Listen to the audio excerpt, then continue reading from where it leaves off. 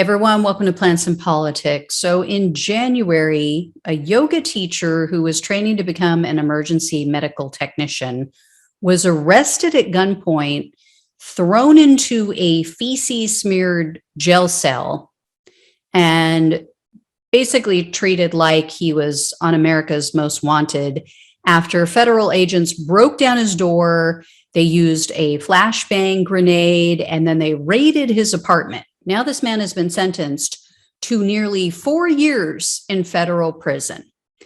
His crime? Rightfully warning others in online posts that we might need to take up arms to protect state capitals from Trump's terrorists. Here's the deal. This is infuriating, especially if you've been following my show and if you've been following all the stories that I've shared about all of Trump's terrorists that broke into the Capitol and beat police officers. So 34-year-old Florida resident and military veteran Daniel Baker was just sentenced to 44 months in federal prison for posting online and saying that we should all be prepared to take up arms against potential state capitol insurrectionists after seeing what had happened on January 6th. So Baker has received a longer prison sentence for warning about Trump's terrorists than Trump's actual terrorists have received. And no, I'm not joking. Following the domestic terrorist attack at the Capitol, Baker made online statements suggesting that people should encircle the state capitol in Florida if right-wingers attacked on or near Biden's inauguration. And he said that they should be trapped inside with the police. Then he said, quote, "We will drive them out of Tallahassee with every caliber available." Now, okay, yes, is that hyperbolic? Is it threatening? Yeah, it's threatening to some degree, but for generalized statements like that, where no specific person was named, Baker was charged and convicted of transmitting threats and to kidnap or injure another person using interstate commerce. What the fuck? Who exactly did he threaten to kidnap or injure? There was no specific person. He didn't name any one specific person. And he was saying, if they attack the Capitol, if they are the ones doing the attacking, this should be done on the offense. Not, hey, let's go do this.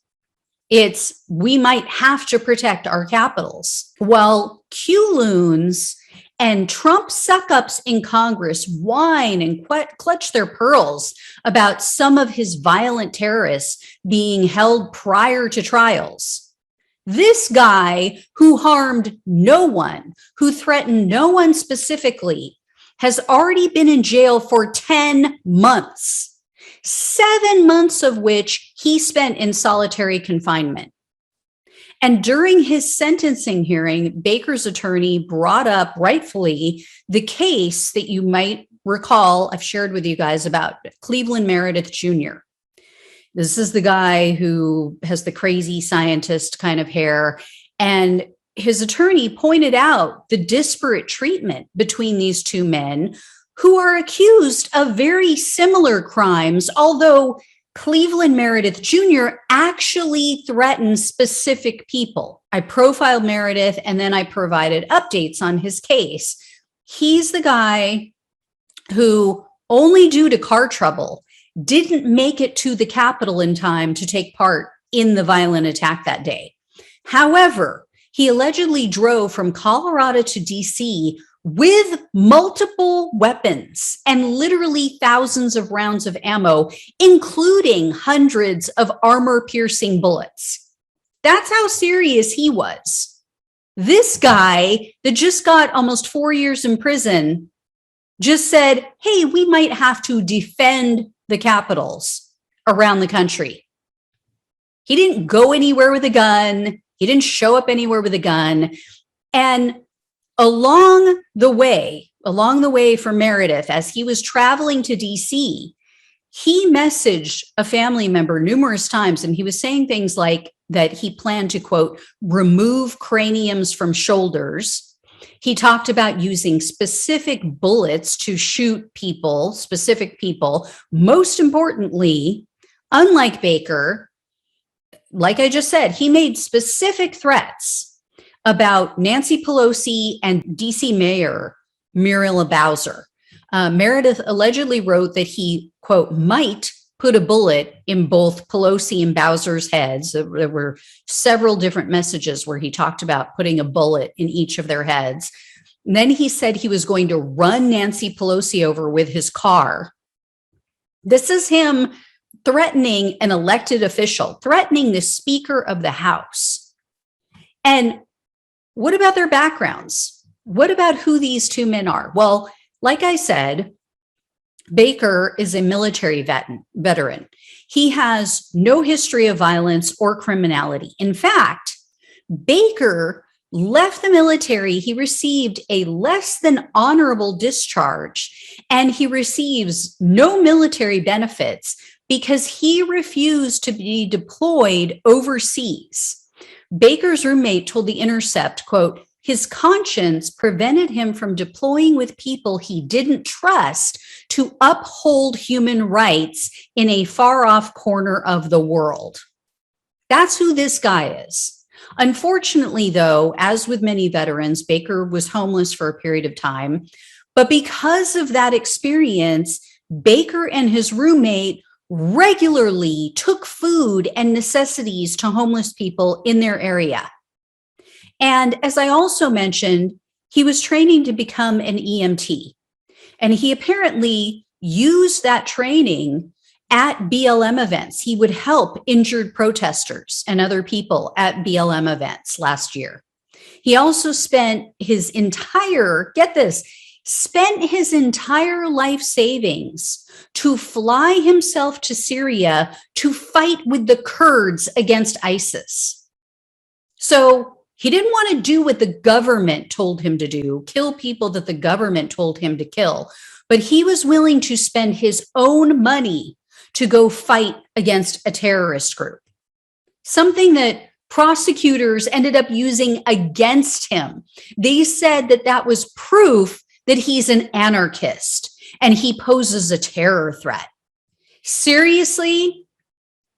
Really? So fighting against a terrorist organization that wants to murder Americans, by the way, makes you a terrorist, but actually attacking an American capital doesn't make you a terrorist. That's not a terror threat, according to these people. I guess all of our service members who fought against ISIS are terrorists then. Is that what they're saying? So Baker has had a hard time in prison. He's lactose intolerant. He's also vegan, he says, out of respect for all humans and non-humans. And yet it took 9 months to get the prison to provide him with plant-based meals. But the QAnon shaman, the guy who broke into the Capitol and literally left a threatening note in the Senate for Vice President Mike Pence, oh no, he was able to get organic meals within what, weeks, a month or two? And how does Meredith's history compare to Baker, as Cleveland Meredith Jr.? What does he have in his past? Well, Meredith has a history of threats and violence. He was even banned from his alma mater after he got into some sort of altercation with campus security in 2019. And then in 2020, he showed up at a BLM protest carrying a rifle, and attendees described it as he was carrying it in a threatening manner. So you have one guy showing up to BLM events to take care of, to administer aid, medical aid to injured people. You have another guy showing up with a weapon and carrying it in a menacing manner. Yeah, this guy, Meredith Jr., Cleveland Meredith Jr., is such a problem that his own mother contacted local law enforcement when he moved, and she warned them. She said, hey, just a heads up, my son is moving to your area. You might want to keep an eye on him. He's got some issues. Yet this Cleveland Meredith guy, who was indicted on charges of transmitting threats and possession of unregistered weapons, this guy whose own mother thinks that he's a dangerous person, this guy who specifically named the Speaker of the House and the Washington, D.C. mayor as his intended targets for murder, this guy may only get 2 years behind bars because that's all prosecutors are asking for. Are you freaking kidding me? And where are all the so-called free speech, First Amendment warriors on the right? Where are they on this? I've yet to hear a single right-wing news pundit or host complain about this man's absurd and obscene imprisonment and sentence. All of a sudden, these same people who have been whining and bitching about how, oh, this is America, and, oh, you know, we can't wear a mask in a global pandemic because it's an infringement on our liberty. How the people at the Capitol who terrorized everyone that day are political prisoners. That's all you hear from them. All of these so-called constitutionalists, they're suddenly silent when it comes to someone actually expressing their First Amendment right to free speech. So don't tell me that the deep state is a left-wing apparatus that only targets the right. That's a bunch of bullshit. And don't tell me that the government favors the left. Baker is a perfect example of how the government tries to both sides everything and how unequal the treatment is when it comes to real threats, like that of the alt-right extremists that actually plant explosives and commit mass murder for political or racist reasons, versus the make-believe fairy tale told on faux news channel about black and brown people wanting to kill all the white people and the Christians in the country. As I've said about the murder of unarmed and often innocent black and brown people at the hands of trigger-happy cops versus this so-called election fraud that caused Trump's loss in 2020, one is real, one is a factual occurrence, the other is as real as Santa Claus or Jack the Pumpkin King. And this case about Baker is complete and utter bullshit.